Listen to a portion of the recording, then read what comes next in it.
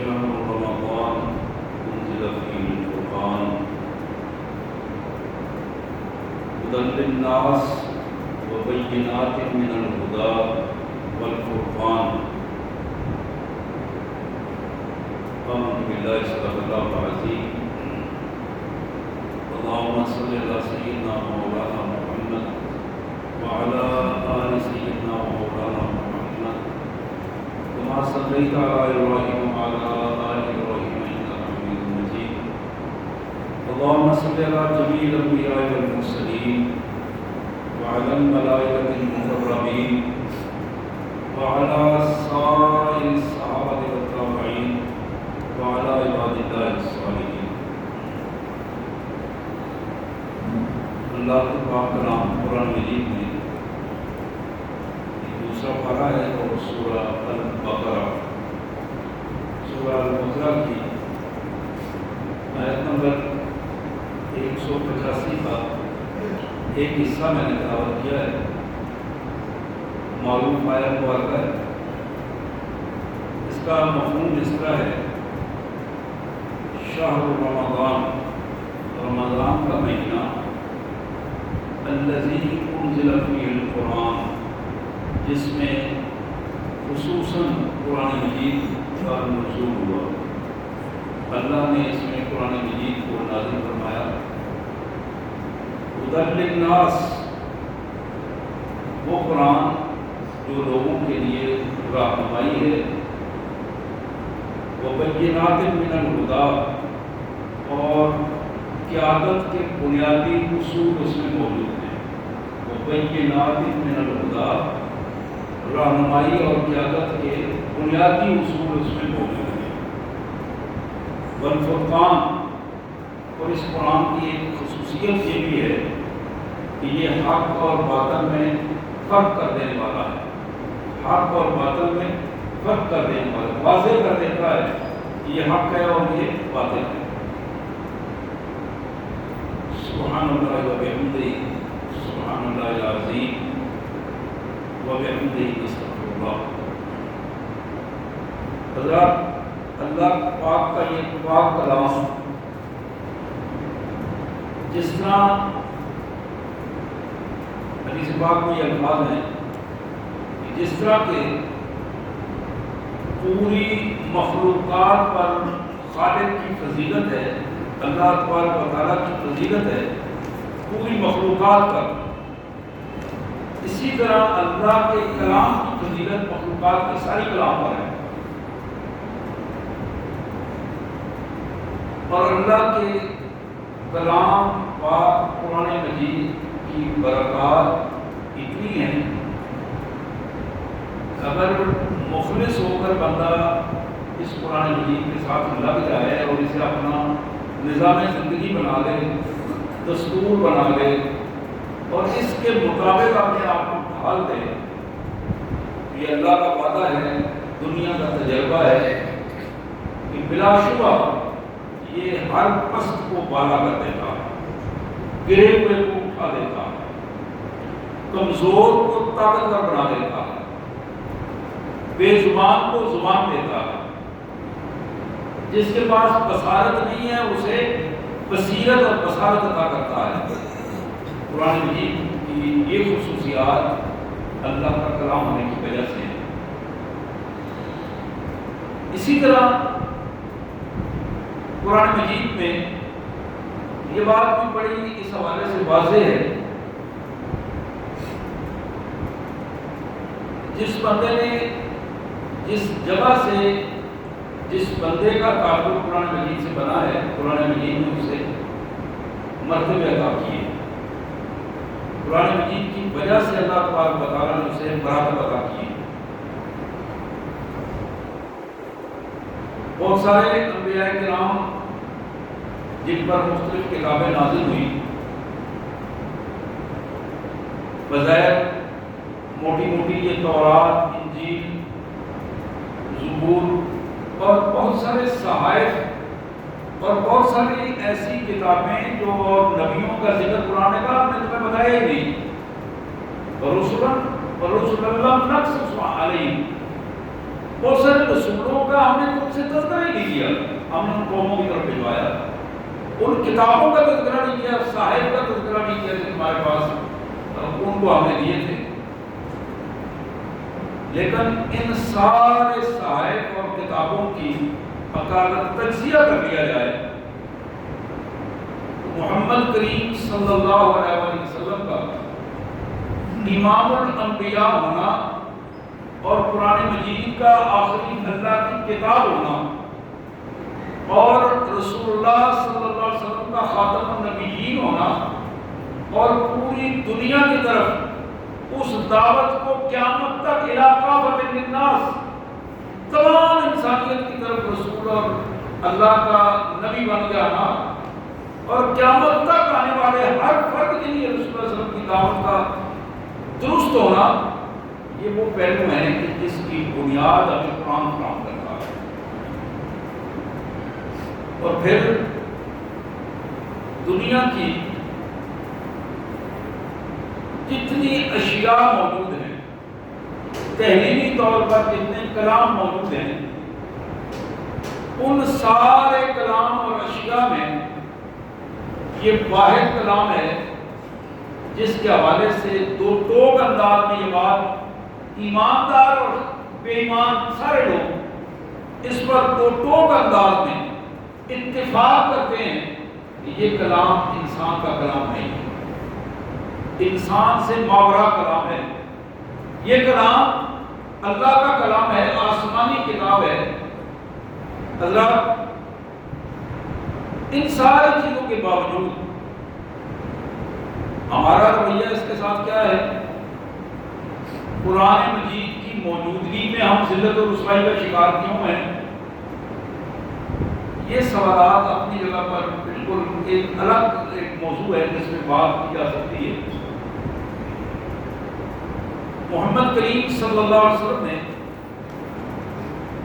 ایک موقع پر ارشاد فرمایا، ترمذی کی ایک حدیث جو جناب ابی شریح رضی اللہ تعالی عنہ کے حوالے سے، خرج علینا رسول اللہ صلی اللہ علیہ وسلم وقال الیس تشہد ان لا الہ الا اللہ الیس تشہدون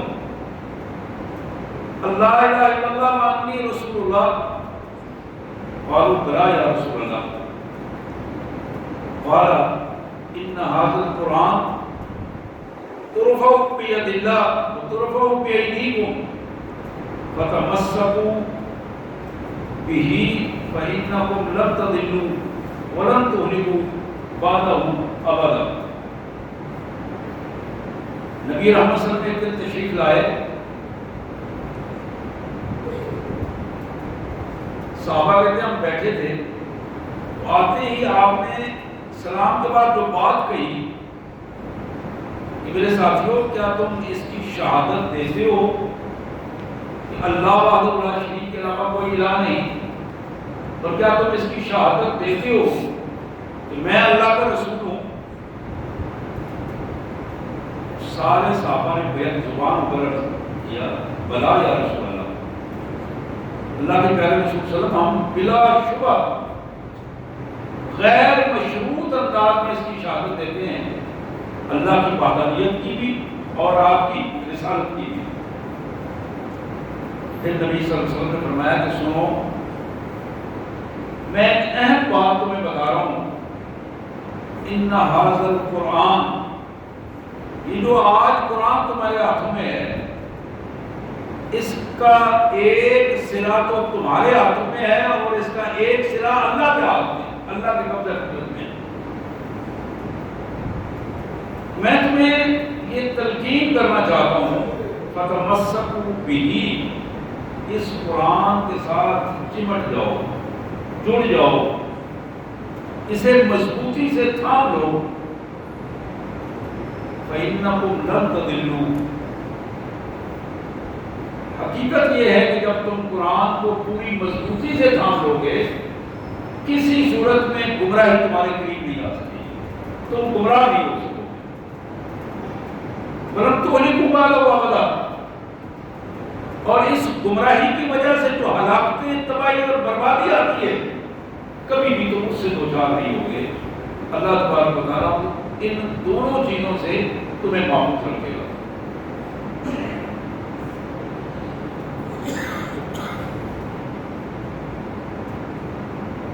اللہ کے رسول صلی اللہ علیہ وسلم نے اپنی مبارک زندگی میں 10 ہجری میں خطبۃ الحجۃ الوداع ارشاد فرمایا، 11 ہجری 12 ربیع الاول کو آپ کا انتقال ہوا، آپ اس دنیا سے رخصت ہوئے۔ ذی الحج 10 ہجری میں آپ نے خطبہ حجۃ الوداع ارشاد فرمایا۔ ابن عباس، جناب عبداللہ بن عباس کا یہ بیان ہے، ان رسول اللہ صلی اللہ علیہ وسلم خطب فی حجۃ الوداع فقال انی قد ترکت فیکم ما ان اعتصمتم به فلن تضلوا ابدا کتاب اللہ وسنت نبیہ۔ رسول اللہ صلی اللہ علیہ وسلم اپنے خطبے میں یہ ارشاد فرما رہے تھے،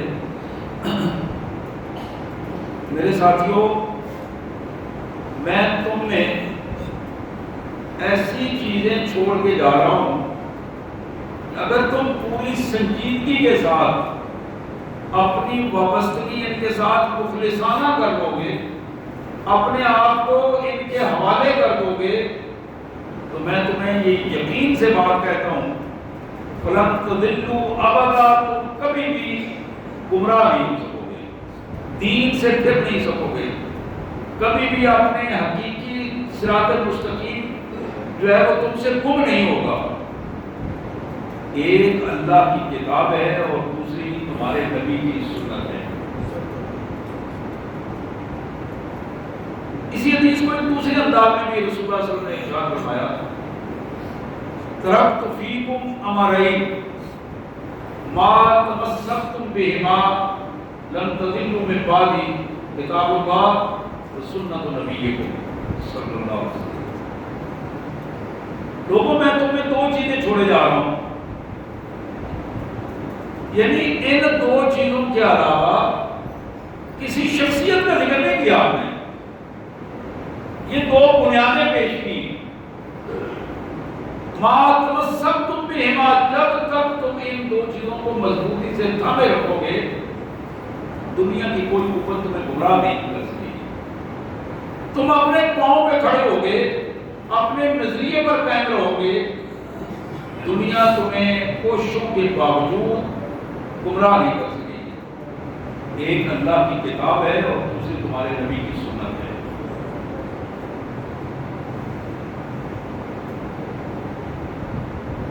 حضرات، یہ 2 احادیث میں نے آپ کے سامنے پیش کی ہیں، بلکہ 3 احادیث رکھی ہیں۔ ان تینوں احادیث میں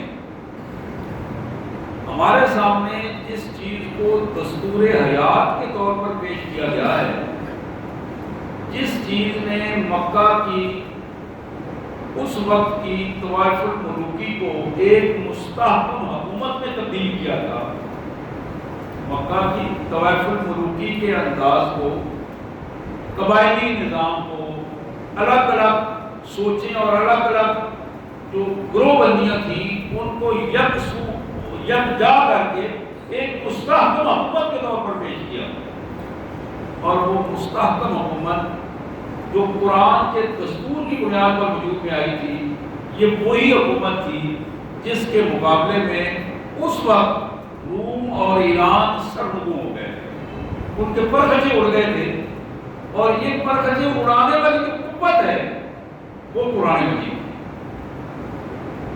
ہمیں اس کا ادراک نہیں ہے، ہم اس کو صرف قسمیں اٹھانے کے لیے رکھتے ہیں، ہم اس کو تعویذ دعووں کے لیے رکھتے ہیں، ہم اس کو مال عدالت میں گواہیاں دینے کے لیے اور دوسرے کو یقین دلانے کے لیے کہ ہم سچے ہیں یا ہماری بات درست ہے، ان چکروں میں ہم پڑے ہوئے ہیں۔ اور جس مقصد کے لیے یہ کتاب پاک نازل ہوئی تھی، اس مقصد کو ہم بھول گئے۔ یہ رمضان المبارک ہمیں سب سے پہلے آتے ہی جس چیز کی یاد دلاتا ہے وہ یہ ہے کہ تم ذلت و رسوائی سے بچ سکتے ہو اگر اس رمضان المبارک میں تم نے اپنے آپ کو قرآن کے ساتھ وابستہ کر لیا،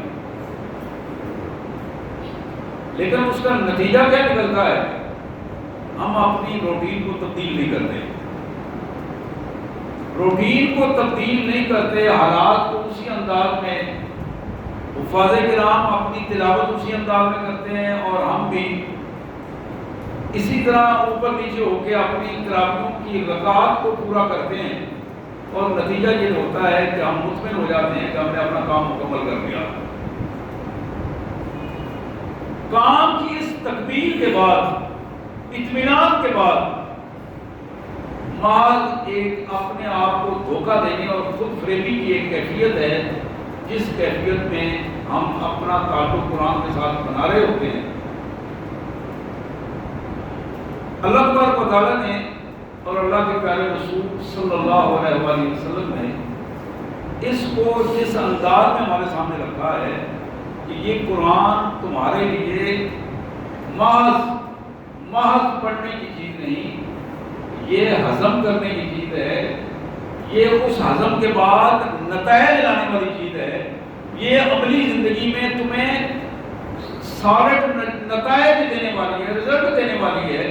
ان نتائج کو تم دیکھو کہ اگر قرآن تمہارے اندر رہ کر تمہاری زندگی میں کوئی تبدیلی لا رہا ہے، تمہیں اس نے پستی سے بلندی کی طرف لے گیا ہے یہ تمہیں، تو پھر دیکھو کہ قرآن کے واقعی اثرات مرتب ہو رہے ہیں۔ لیکن اگر قرآن مجید کے ہوتے ہوئے تم مزید پستی میں گر رہے ہو، مزید تمہاری عزت تباہ و برباد ہو رہی ہے، مزید تمہاری معاشی پالیسیاں خراب ہو رہی ہیں، مزید تمہارا جو سیٹلمنٹ ہے معاشرے میں، معاشرتی نظام تمہارا تباہ ہو گیا ہے، تو پھر تمہیں سوچنے کی ضرورت ہے کہ کہیں ایسا تو نہیں کہ تم قرآن پر ظلم کر رہے ہو، کہیں ایسا تو نہیں کہ قرآن سے تعلق کا دعویٰ کر کے اس سے تم منافقت کر رہے ہو۔ حضرات، یہ وہ چیز ہے جس کو قرآن مجید نے اس انداز میں ہمارے سامنے رکھا ہے۔ رب قارئ القرآن والقرآن یلعنہ، بہت سارے قرآن مجید پڑھنے والے قرآن مجید پڑھ رہے ہوتے ہیں اور قرآن مجید ان پر لعنت کر رہا ہوتا ہے۔ بڑا سخت جملہ ہے لیکن حدیث ہے، میرے الفاظ نہیں ہیں، محمد رسول اللہ کے الفاظ ہیں صلی اللہ علیہ وسلم۔ قرآن پڑھنے والا عقیدت سے قرآن پڑھ رہا ہے، لیکن اس کی بات جو الفاظ کے ساتھ عقیدت ہے وہ اس حد تک عقیدت ہے، لیکن جو احکامات قرآن اسے بتا رہا ہے اس پر عمل نہیں کر رہا۔ میں اس حوالے سے آگے حدیث آ رہی ہے، انشاءاللہ اس پہ بات کرتے ہیں۔ اس سے پہلے میں ایک حدیث مبارک سنانا چاہتا ہوں آپ کو۔ یہ ابو داؤد کی حدیث ہے، جناب سہل بن معاذ رضی اللہ تعالیٰ عنہ اپنے والد سے بیان کرتے ہیں، اور وہ اپنے والد سے بیان کرتے ہیں۔ اللہ کے رسول صلی اللہ علیہ وسلم نے فرمایا کہ من قرأ القرآن وعمل به، من قرأ القرآن وعمل به، جس بندے نے قرآن مجید پڑھا اور اس کے مطابق عمل کیا۔ یہاں صرف پڑھنے کی بات نہیں ہے، قرآن مجید پڑھا، اس کے مطابق عمل کیا، سورہ یاسین پڑھی اور سورہ یاسین کے مطابق عمل کیا، سورہ رحمان پڑھی اور اس کے مطابق عمل کیا، سورہ البقرہ پڑھی تو اس کے مطابق عمل کیا۔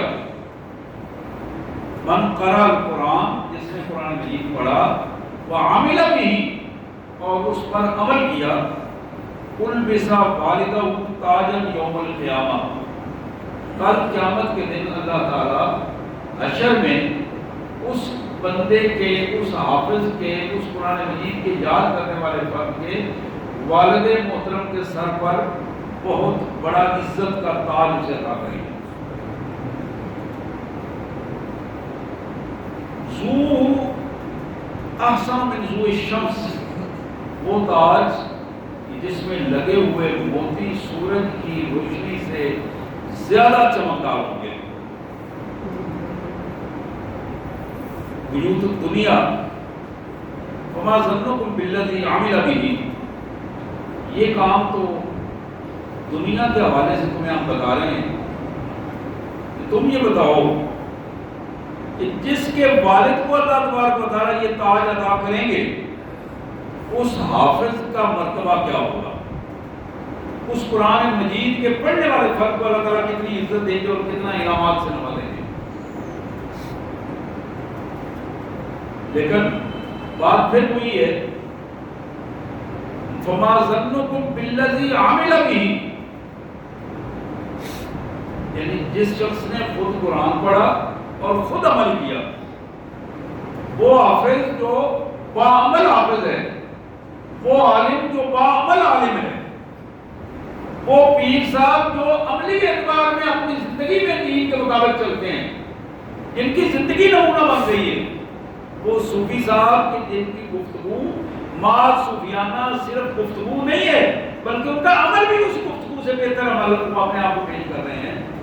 یہ وہ لوگ ہیں کہ جن کو اللہ تبارک و تعالیٰ اپنی خاص رحمت سے خصوصی انداز میں عزت، احترام اور انعامات سے نوازیں گے۔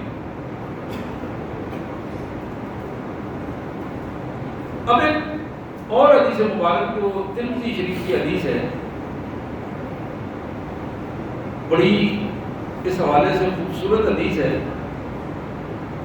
اور یہی حدیث ہیں جو ہمیں اس سطح پر لا کر کھڑا کرتی ہیں کہ ہم خود قرآن پڑھتے ہیں اور اپنے بچوں کو قرآن پڑھاتے ہیں، حفظ کرواتے ہیں، لیکن اگلا پہلو یہ ہے کہ حفظ کروا کے ہمارے بچے جب حافظ بن جاتے ہیں تو پھر ہم ان کو میدان عمل میں اس طرح چھوڑ دیتے ہیں کہ پھر وہ معاشرے کا اسی طرح حصہ بن جاتے ہیں اور معاشرے میں اسی طرح برائیاں اور اچھائیاں بلا تمیز ان کا سلسلہ اسی طرح جاری رہتا ہے۔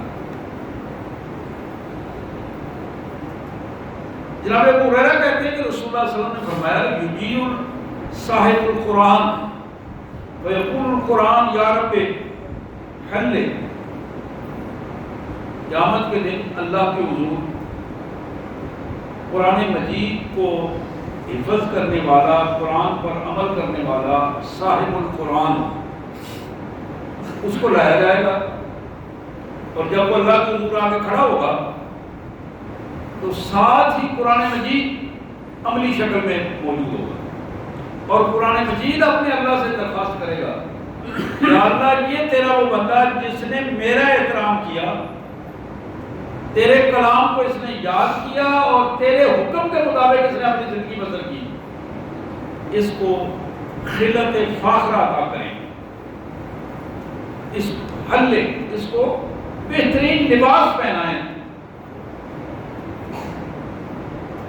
جناب ابو ہریرہ کہتے ہیں کہ رسول اللہ صلی اللہ علیہ وسلم نے فرمایا فیلبس تاج الکرامہ، اس حافظ کو اللہ تبارک و تعالیٰ عزت احترام کا ایک تاج عطا کریں گے، اس کے سر پر ایک تاج پہنایا جائے گا جو عزت اور احترام کے حوالے سے اس معاشرے میں، اس جگہ پر، اس حشر کے دن ایک ایسی بڑی نعمت ہوگی کہ جس کا کوئی بدل وہاں موجود نہیں ہوگا۔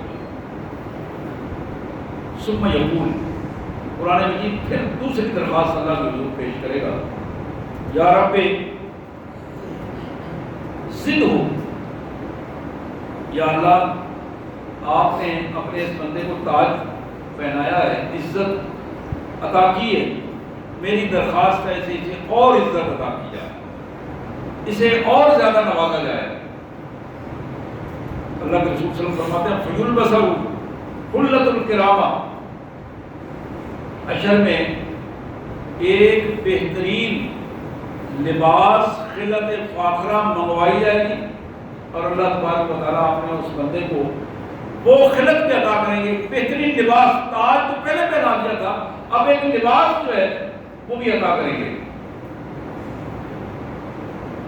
پھر قرآن تیسری درخواست اپنے اللہ کے حضور پیش کرے گا، کس کے لیے؟ حافظ صاحب کے لیے جو باعمل حافظ ہیں، جنہوں نے قرآن یاد کیا، قرآن پہ عمل کیا، قرآن کے لیے اپنے آپ کو رسوا نہیں کیا، قرآن کے لیے پریشان کن صورتحال پیدا نہیں کی کہ وہ بندہ الٹا معاشرے میں گالی بن جائے، ہمارے معاشرے میں ایسے افراد بھی موجود ہیں جو دین کے لیے گالی بن جاتے ہیں. اللہ تعالیٰ پناہ عطا فرمائے. حاجی کی اصطلاحات اسی طرح ہیں، حافظ کی بعض اصطلاحات اسی طرح ہیں، نمازی کی اصطلاحات اسی طرح چلتی ہیں، اور لوگ تانوں کے طور پر انہیں استعمال کرتے ہیں. یہ جہاں وہ لوگ مجرم ہیں، وہاں اس کیفیت کو بنانے والے لوگ ان سے دوہرے مجرم ہوتے ہیں. وہ حاجی صاحب، وہ نمازی صاحب، وہ حافظ صاحب، وہ مولوی صاحب، وہ دوہرے مجرم ہوتے ہیں کہ اس لیے کہ انہوں نے ان کو موقع فراہم کیا ہے اس طرح کا. قرآن مجید تیسری درخواست کرے گا. اس بندے کو تاج پہنانے کے بعد، اس کو بہترین لباس لے کر دینے کے بعد اللہ سے درخواست کرے گا، یا رب ارضا عنہ، یا اللہ اپنے اس بندے سے راضی ہو جا، جس پر تو نے انعامات فرمائے ہیں اس سے راضی ہو جا. راضی ہونے کا مطلب کیا ہے؟ کہ میرے مالک اپنے انعامات کی تکمیل فرما دیں، اس پہ راضی ہو جا. وَيَقَالُ لَهُ، قرآن مجید کی اس تیسری درخواست کے بعد اللہ اس بندے کو فرمائیں گے، اقرا ورقا، میرے بندے قرآن مجید کو پڑھنا شروع کر دو اور سیڑھیاں چڑھنا شروع کر دو، سٹیپس چڑھنا شروع کر دو. وَيَزْدَادُ بِكُلِّ آیَةٍ حَسَنَةً، جتنی سیڑھیاں تم چڑھ کے اوپر جاؤ گے اتنی زیادہ نیکیاں تمہارا استقبال کریں گی. اور ایک دوسری حدیث میں یہ الفاظ آتے ہیں کہ جس سیڑھی پر تمہاری آخری آیت ہوگی اتنا سارا کا سارا وہ علاقہ تمہاری ملکیت ہوگا. اور ایک صحابی کے بارے میں یہ میں پڑھ رہا تھا، انہوں نے کہا کہ جنت کے سٹیپ جو ہیں، سیڑھیاں، درجات جو ہیں، وہ اتنے ہیں جتنی قرآن مجید کی آیات ہیں. یعنی ایک ایک آیت پڑھتا چلا جا رہا ہے بندہ، اور وہ ہزاروں آیات پڑھ کر جب وہاں قرآن مجید کی آخری آیت پہ پہنچتا ہے تو پھر وہ ہزاروں مراتب جو ہے وہ اوپر چلا گیا ہوتا ہے اور لے کے وہاں پہنچتا ہے. معجم طبرانی کی یہ حدیث مبارک جناب عبداللہ بن عمر رضی اللہ تعالی عنہ کی یہ روایت بڑی اہم روایت ہے. حضور صلی اللہ علیہ وسلم نے فرمایا، ثلاثۃ لا یحولهم الفزع الاکبر، تین قسم کے بندے ایسے ہوں گے حشر کے دن جب سب لوگ خوف زدہ ہوں گے اور کانپ رہے ہوں گے اور پسینے میں ڈوبتے ہوں گے. یہ اسے فزع الاکبر کہتے ہیں. بہت بڑی پریشانی کے لمحات، ایسی خوف طاری ہو جس ماحول پر اور کوئی آدمی اپنی زبان نہ کھول پا رہا ہو، اس ماحول میں اللہ کے رسول صلی اللہ علیہ وسلم نے فرمایا کہ تین قسم کے بندے ایسے ہیں کہ اللہ تعالیٰ انہیں خوف سے محفوظ رکھے گا. بے خوف ہوں گے، اطمینان سے ہوں گے، مطمئن ہوں گے. اور پھر فرمایا بلا ینالہم الحساب، ان سے اللہ تعالیٰ حساب و کتاب بھی نہیں دے گا. ان کا خوف بھی ختم کر دے گا اور حساب و کتاب بھی نہیں ہوگا.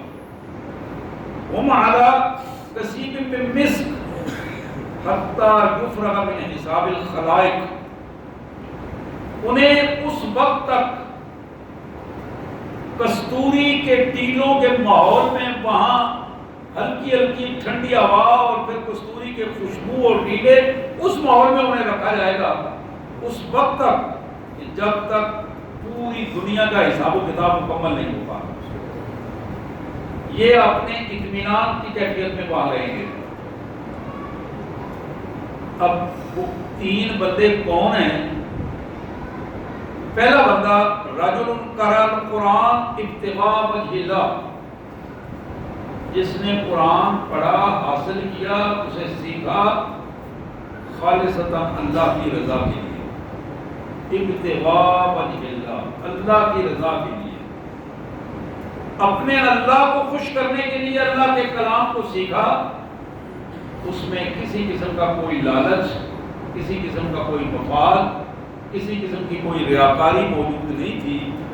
یہ بندہ ایسا ہے کہ وَأَمَّ بِهِ قَوْمًا وَهُمْ بِهِ رَاضُونَ. اس نے قرآن یاد کیا، قرآن سیکھا، اللہ کی رضا کے لیے یہ کام کیا، اور پھر لوگوں کو سکھایا، لوگوں کی امامت کروائی، لوگوں کو نماز میں وہ قرآن سنایا. وَهُمْ بِهِ رَاضُونَ. اور وہ لوگ اس سے راضی تھے، خوش تھے. وہ لوگ اس سے خوش تھے. حافظ صاحب کوئی خوبصورت کردار کے مالک ہیں، اور انہوں نے جو اللہ کی رضا کے لیے ہمیں قرآن سنایا، اس پس منظر میں وہ لوگ اپنے حافظ صاحب سے، اپنے امام صاحب سے خوش تھے. اللہ کے رسول صلی اللہ علیہ وسلم نے فرمایا کہ یہ وہ بندہ ہے، یہ وہ حافظ ہے جس نے بغیر کسی ریاکاری کے، بغیر کسی لالچ کے اللہ کی رضا کے لیے یہ کام کیا.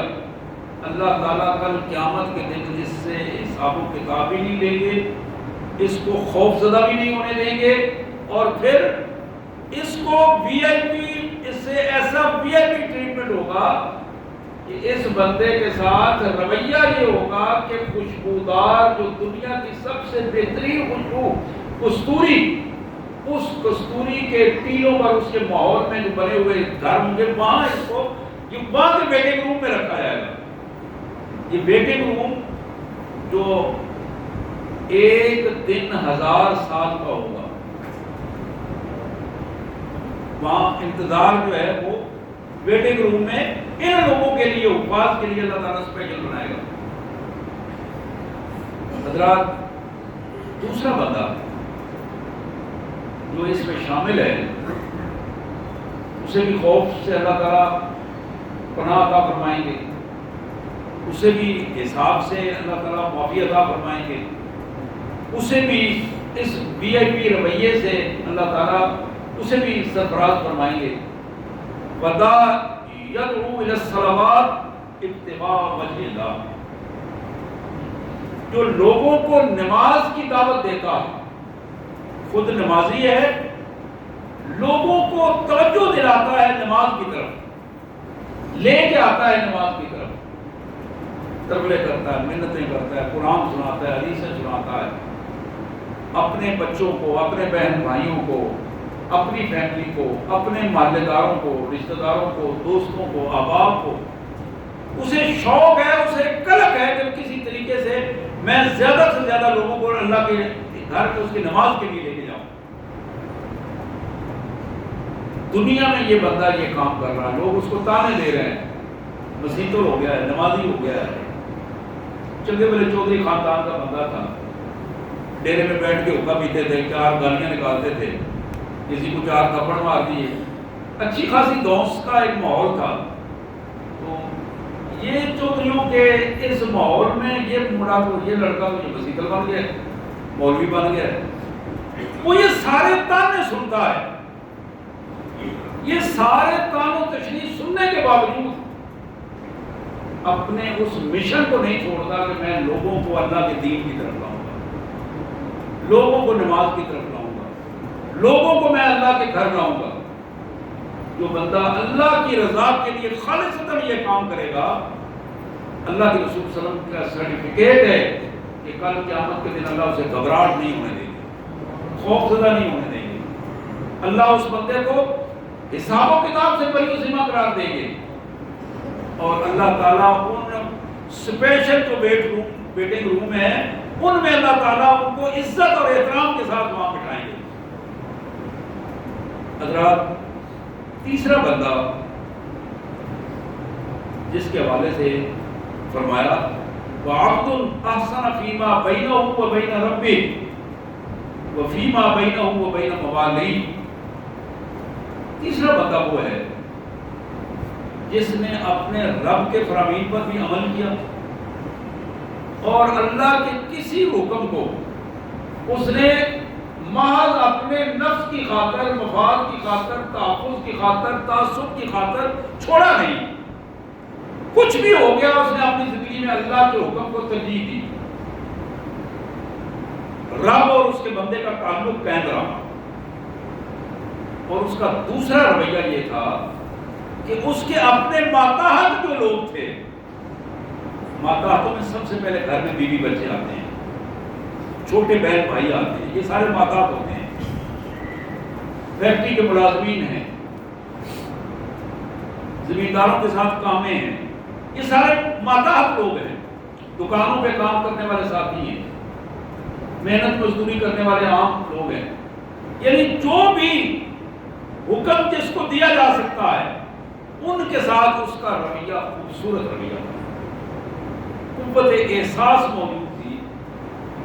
ڈانٹ ڈپٹ، گالم گلوچ، تان و تشریح، ان چیزوں کا کبھی اس نے سہارا نہیں لیا. اچھے انداز میں اپنا رب کا تعلق بھی قائم رکھا اور اپنے ماتحتوں کے ساتھ بھی تعلق قائم رکھا. یہ وہ بندہ ہے کل اللہ اس کو فضل اکبر بڑی خوف زدگی میں بھی اطمینان عطا فرمائے، سکون عطا فرمائے. اور حضرات دنیا میں فضل اکبر کی تو بہت بڑی بات ہے. دنیا میں بھی جو سب سے زیادہ خوف زدہ بندہ ہو جائے وہ تباہ و برباد ہو جاتا ہے. یہ بہت بڑی سزا ہے انسان کا خوف زدہ ہو جانا.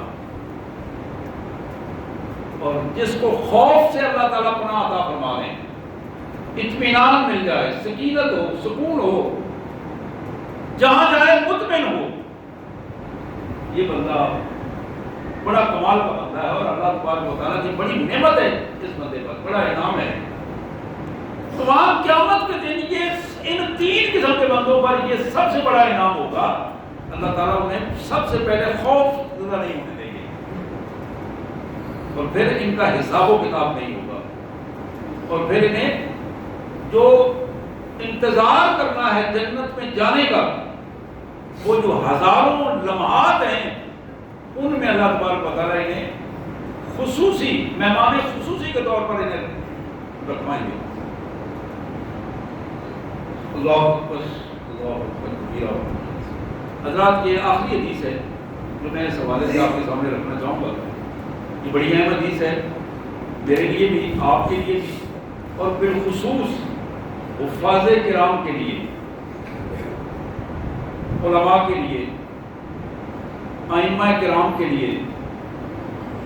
جن افراد نے اپنے بچوں کو حفظ کروایا ان کے لیے، جو اس سعادت سے محروم ہو گئے، حفظ نہیں کروا سکے، قرآن کے ساتھ تعلق نہ بنا سکے اور دنیا داری میں اپنے آپ کو لگا دیا اور اس میں اپنی عزت تلاش کرتے رہے. اس فرد کی طرح ایک بڑی خوبصورت مثال ہے. ایک بچے نے انگلش اسکول میں اپنے آپ کو ڈیولپ کیا اور بالآخر وہ پی ایچ ڈی تک پہنچا اور باہر جا کے وہاں سے پی ایچ ڈی کر کے آیا. اور جب اس دنیا سے رخصت ہونے لگا، اپنے گھر میں تھا، نوجوان تھا، آخری لمحات سے سانس اکھڑ رہے تھے. ماں باپ پاس بیٹھے ہیں، بچے پاس بیٹھے ہیں، تو اپنے والدین کو کہنے لگا کہ میری ساری ڈگریاں لائیں، میں ایک دفعہ دیکھنا چاہتا ہوں. تو ساری ڈگریاں لائی گئی، اس کے سامنے رکھی. اب وہ ایک ایک ڈگری کو دیکھ رہا تھا، اسے پھاڑ رہا تھا، اصل ڈگری کو پھاڑ رہا تھا. اس کے ابو نے پوچھا بیٹا یہ کیا کر رہا ہے؟ تو میں نے تو ساری زندگی اس پہ لگائی ہے، میری ساری دولت اس پہ لگی ہے. تم مایوس ہو گئے ہو؟ کہا ابو میں یہاں پہنچ گیا ہوں کہ اب میری زندگی کے یہ آخری لمحات ہیں، اور میں نے اس پہ سوچا ہے کہ یہ ڈگریاں جتنی میرے پاس ہیں کہ میرے کسی کام آ سکے گی آگے جہاں میں جا رہا ہوں. جب ایک ایک ڈگری پہ میں نے غور کیا تو مجھے محسوس ہوا کہ میرے تو کام کسی کام نہیں آئے، یہ تو محض دنیا کے لیے تھی. تو میں نے دنیا میں چھوڑ کر جا رہا ہوں، یا پھاڑ کے جا رہا ہوں، اور مجھے بڑا افسوس ہے کہ میں اپنی زندگی میں کچھ کر نہ سکا، آگے کا سامان نہ بنا سکا. آگے کی زندگی جو ہمیشہ میری زندگی ہے اس کو میں محفوظ نہ رکھ سکا.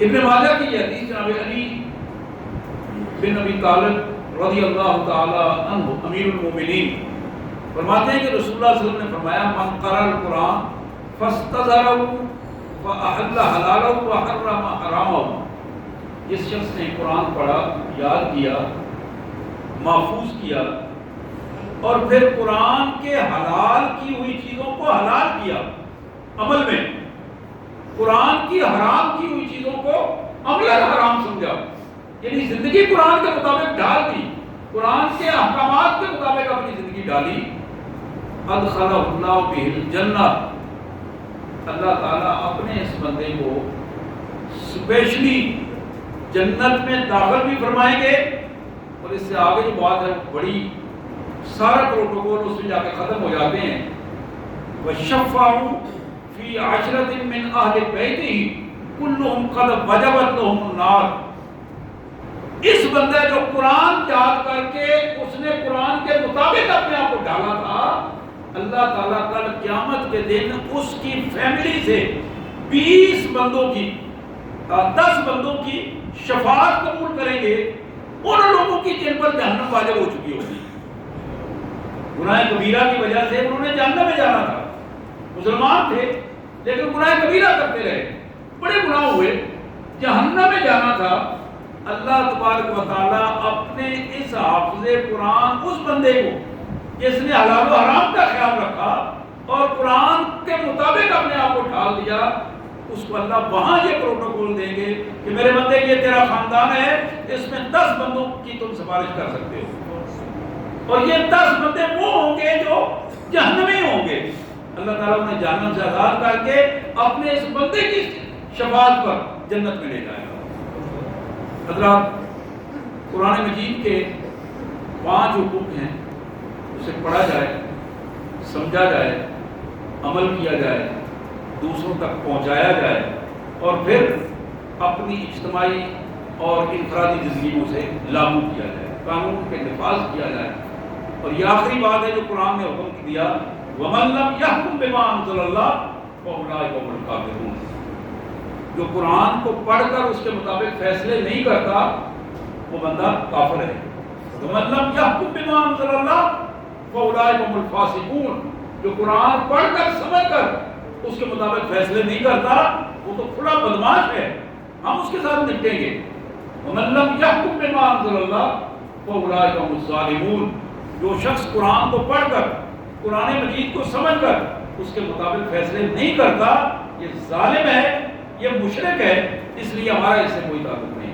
اللہ سے دعا ہے اللہ تبارک و تعالیٰ قرآن کو سمجھنے اور اس کے مطابق اپنی زندگیوں کو بنانے کی توفیق عطا فرمائے، اور بالخصوص آخرت کی زندگی کو بنانے کی توفیق دے۔ وآخر دعوانا الحمدللہ۔